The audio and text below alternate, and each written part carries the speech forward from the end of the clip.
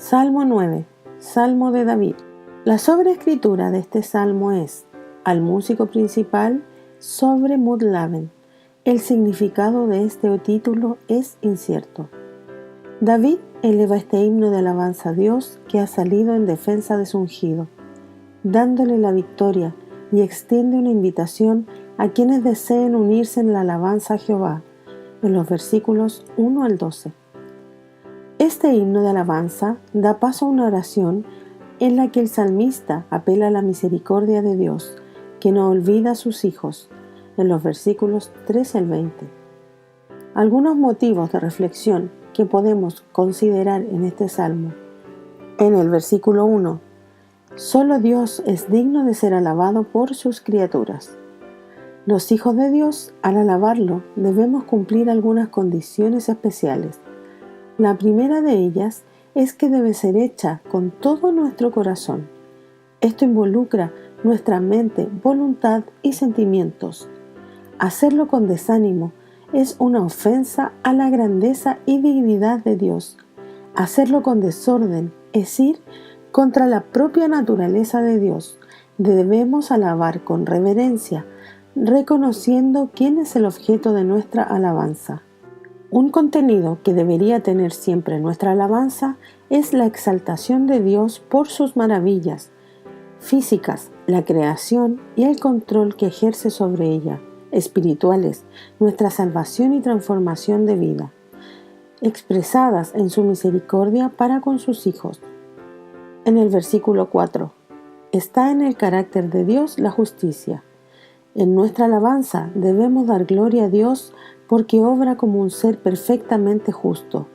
Esto es parte de su carácter, que iremos destacando en los salmos. Dios no es un ser neutral, al que le da lo mismo lo que ocurre con sus hijos o incluso con sus criaturas. No es el Dios impersonal del deísmo que sostiene que luego de haber creado todo, dejó a su obra librada a su propia suerte sin intervenir en ella. Dios es justo y aplica su justicia en sus criaturas. Lo más grandioso para nosotros es que estuvo dispuesto a imputar su justicia sobre su propio Hijo para quedar en condiciones legales de declararnos justos. Romanos capítulo 5, versículo 1. Versículo 7. Solo Dios es eterno e infinito y aplica su justicia a todas sus criaturas, pues Él es soberano por excelencia. La infinitud de Dios la podemos apreciar en dos ámbitos.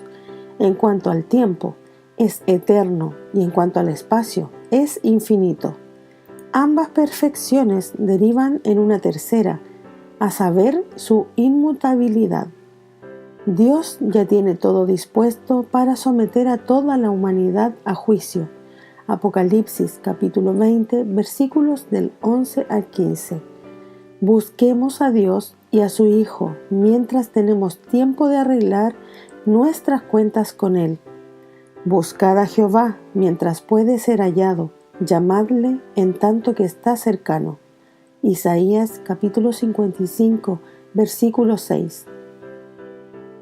En el versículo 8, los hijos de Dios podemos estar tranquilos. Dios es perfectamente justo en sus juicios. En cuanto a nuestra realidad, recordemos que hemos sido declarados justos por Dios.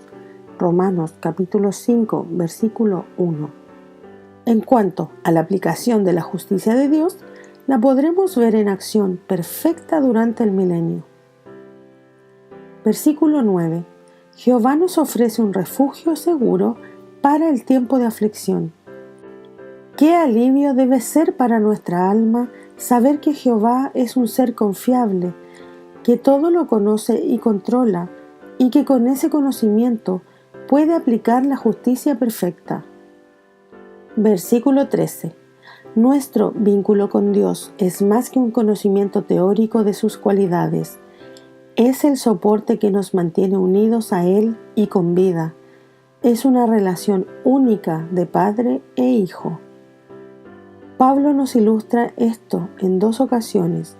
Cuando escribe a los Gálatas les dice: y por cuanto sois hijos, Dios envió al Espíritu de su Hijo en vuestros corazones, en el cual clama, Abba Padre, así que ya no eres más siervo, sino hijo, y si hijo, también heredero de Dios por Cristo.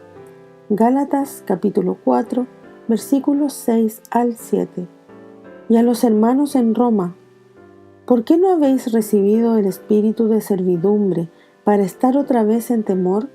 Mas habéis recibido el espíritu de adopción por el cual clamamos, Abba Padre. Por el mismo espíritu, da testimonio a nuestro espíritu que somos hijos de Dios. Romanos capítulo 8, versículos 15 al 16. Abba Padre es una expresión de cercanía íntima, familiar y de amor.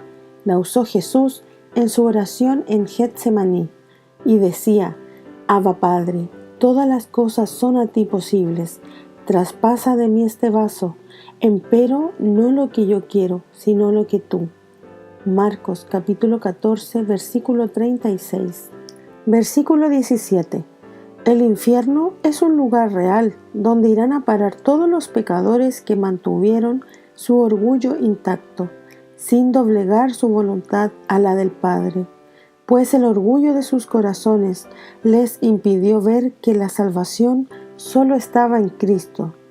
Jonás, consciente que debería estar muerto, ahogado en el mar, se encuentra en el fondo en la protección que Dios le proveyó con el gran pez que lo tragó. En esas condiciones reflexiona y concluye, la salvación pertenece a Jehová. Jonás capítulo 2, versículo 10.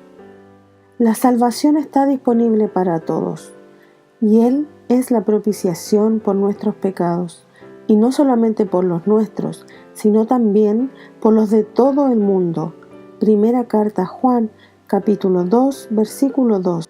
Pero el pecador rebelde la rechaza y así se pone ante Dios en una situación en la que le resulta imposible escapar de la condenación.